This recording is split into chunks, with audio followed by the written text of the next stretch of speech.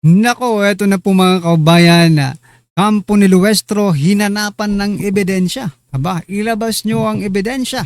Luestro tameme kay Attorney Sison. Ako, yan po ang ating alamin mga kabayan sa video ito. Pero bago po natin simulan yan, palike naman po ng video ito. Malaking tulong po yan. Maraming salamat po. At eto nga mga kabayan, bago po natin i-play yung video, eto pasadahan po muna natin itong mga nagte-trending na balita dito po sa social media. At eto nga mga kabayan, no?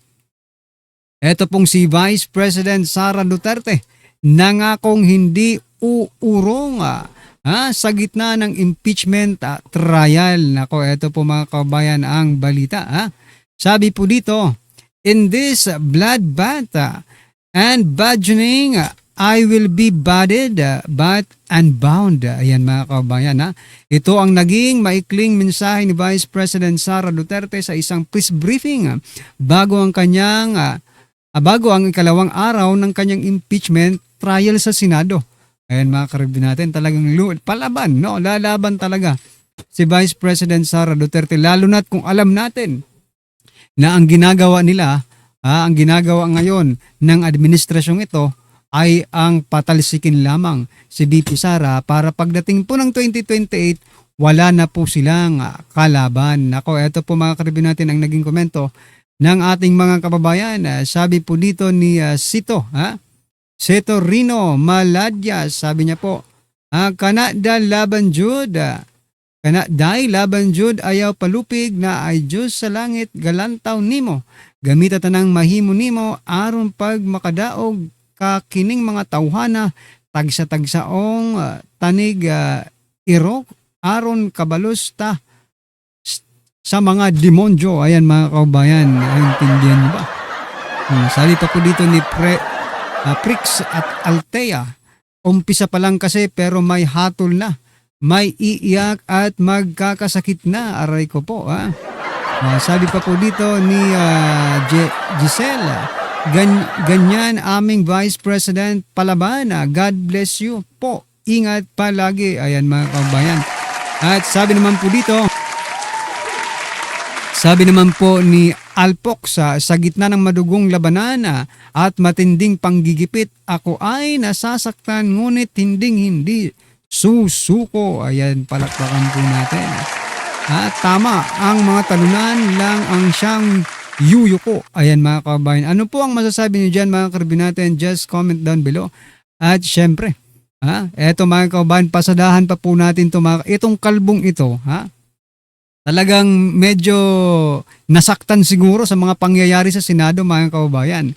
Sabi po kasi dito ni sino ba itong hinayupak? Antonio Contreras, professor po ito no?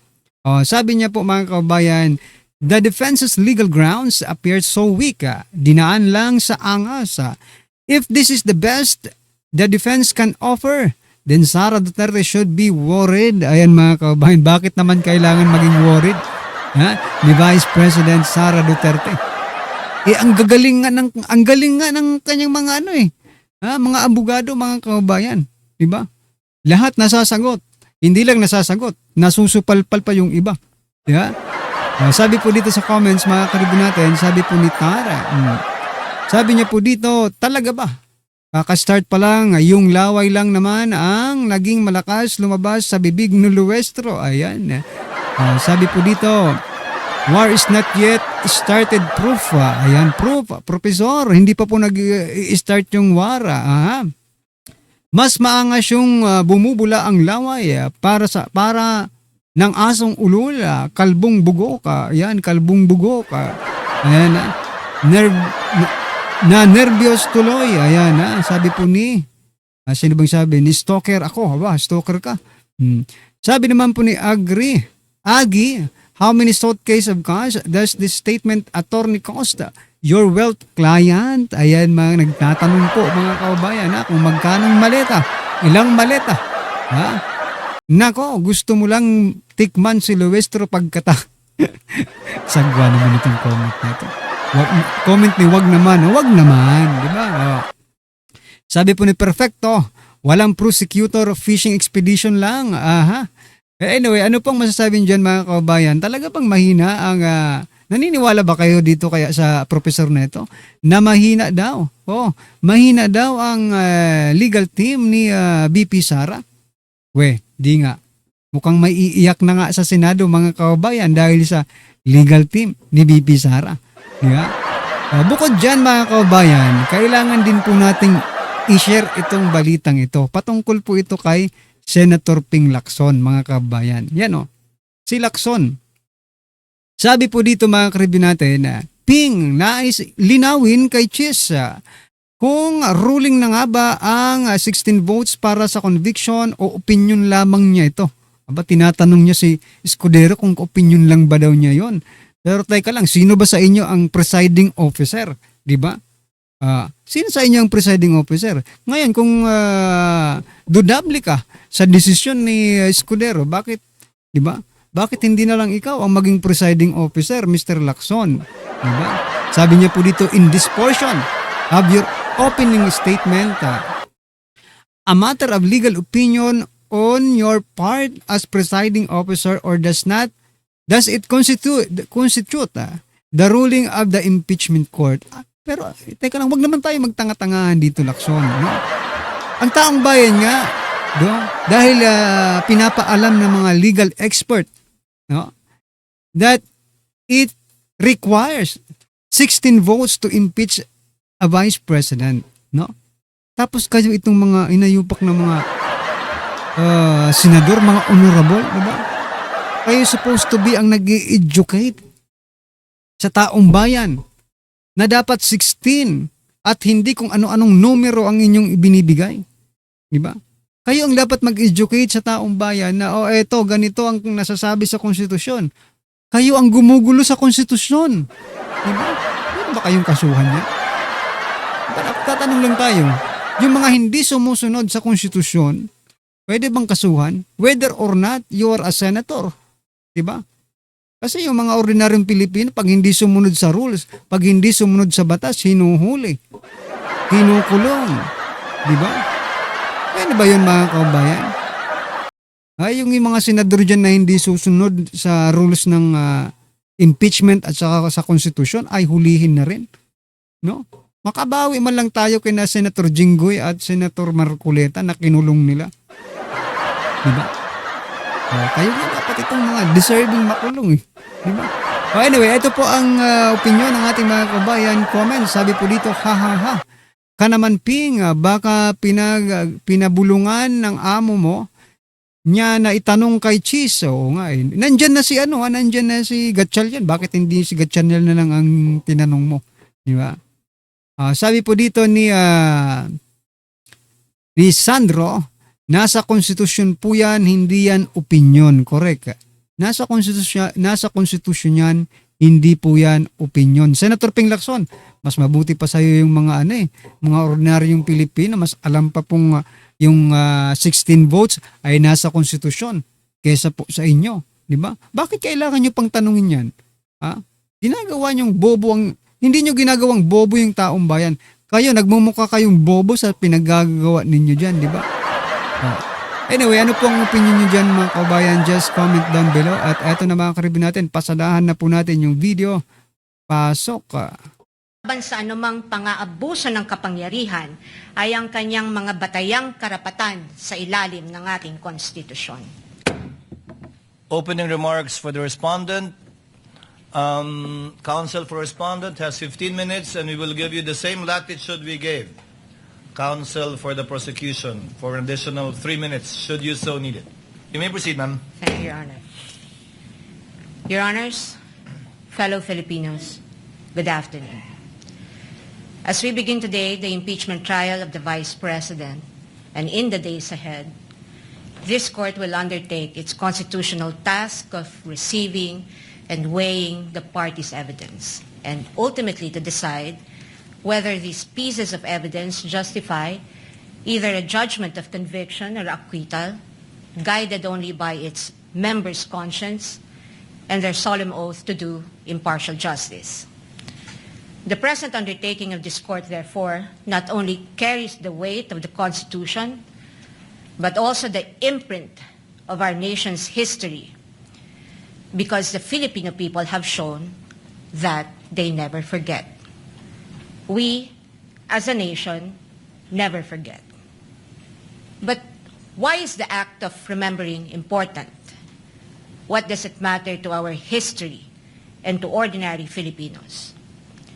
Because in this trial, the prosecution proposes that we unseat the Vice President elected to office by more than 32 million Filipino people, more than the number of votes cast for the sitting President, and much greater than any of the votes secured by each of the members of the House of Representatives who now are here to prosecute her and seek to undo this people's choice. Sa makatwid, ang malinaw na layunin sa likod ng mga paratang na ito ay ang pagpapatalsik sa isang vice-presidenteng inihalal ng mahigit 32 milyong Pilipino at bunga ng kanilang malayang pagpapasya.